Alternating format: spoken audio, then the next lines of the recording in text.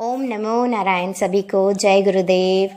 आज सच्चिदानंद योगशाला की इस ऑनलाइन कक्षा में हम समझेंगे देवता, भक्त और ब्रह्म में अंतर क्या होता है और साधना की ये तीन अवस्थाओं में किस रूप में अंतर होता है।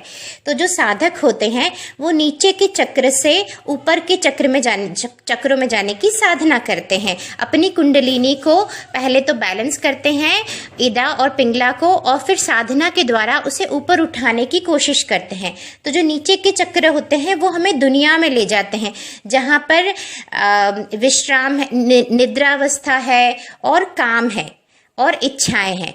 और फिर जो बीच के चक्र हैं वहां पर है दया, प्रेम, करुणा, और जो सबसे ऊपर का चक्र है वहां पर है ब्रह्म।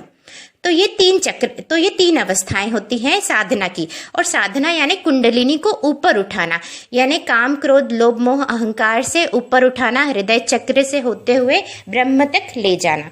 तो ये है हमारी साधना।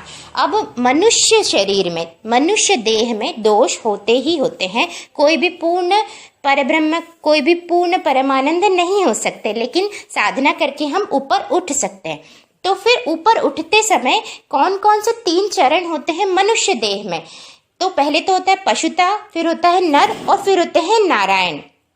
इसमें भी लेकिन हम तीन अलग अलग शब्दों को ले तो भक्त, ठीक है, देवता और ब्रह्म, ये तीन अलग अलग अवस्थाएं होती है।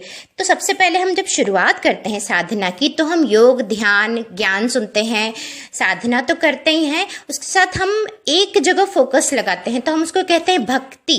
तो वो हमारा फोकस किसी फॉर्म में ही हो सकता है, बाहर ही हो सकता है, कोई फॉर्म बनाते हैं, जैसे कृष्ण भगवान है, भगवान हम ईश्वर में उसको फोकस करते हैं, या किसी गुरु में, तो उस अवस्था को बोलते हैं भक्त। और अगर भक्त की कुंडलिनी जागृत हो गई तो भक्त भी भगवान को पोषित करते हैं। तो भक्त भगवान को पोषित करते हैं और भगवान भक्त की रक्षा करते हैं।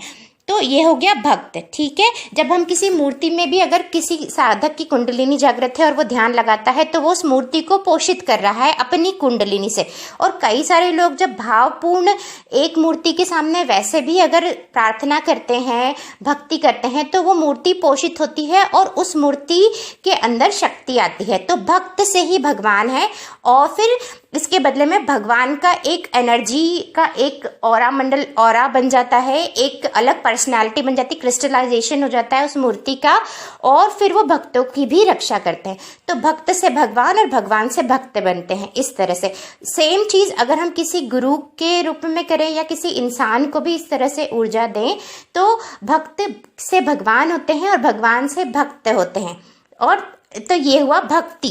अब सेकंड है, ये हमने समझा भक्ति को। सेकंड है देवता। तो देवता वो होते हैं जिन्होंने अपने अंदर पूर्णता को प्राप्त कर लिया है, अपने अंदर जो शिवोहम को समझ चुके हैं और जिनके पास सामर्थ्य भी है समाज में परिवर्तन करने का, समाज को कुछ देने का, धर्मात्मा बनने का। तो भगवान कौन होते हैं? जिन्होंने शिवोहम को, ज्ञान को समझ लिया है और जो समाज में कुछ दे रहे हैं, तो ये होते भगवान। भगवान के भी भक्त होते, तो भगवान को भी जब भक्त, इसे कहते हैं देवता, है ना। जब किसी शरीर में अगर आते हैं, कोई शरीरधारी अगर शिवोहम भाव में जीता है तो वो होता है देवता। और देवता के भी भक्त होते हैं। तो सेम चीज यहाँ पर भी, भक्तों से देवता और देवता से भक्त। भक्त के बुलाने पर देवता दौड़ा चलाता है, तभी वो देवता होता है। तो ये हो गया देवता। अब तीसरी अवस्था होती साधना की ब्रह्म अवस्था यानी सर्वोहम, जहां अब आपने अपने अंदर के ईश्वरत्व को सब में देखने लगे हैं। जब आप शिवोहम वाले भाव को जब आप सभी में देखने लगे और आपके अंदर जब वो समभाव का जन्म हो जाता है, जब आपके अंदर पूर्ण मौन आ जाता है और उस पूर्ण मौन में पूर्ण करुणा, पूर्ण समभाव, और आपकी दृष्टि में ईश्वर का वास हो जाता है, आपकी दृष्टि दिव्य हो जाती है और आप सत्य को सभी में, कण कण, क्षण क्षण में देखने लगते हैं। और जब आपके अंदर का ऊंच नीच, आपके अंदर मैं और तुम वाला भाव पूर्ण रूप से खत्म हो जाता है, जब सिर्फ एक आप होते हैं, जब सिर्फ एक आप होंगे तो करुणा, संभाव और प्रेम नेचुरली वो आप ही होंगे।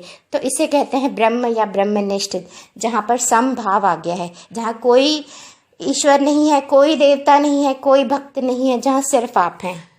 ओम नमो नारायण। जय श्री कृष्णा, जय गुरुदेव। सबकी जय हो, धर्म की जय हो, सत्य की जय हो, एक आत्मा की जय हो।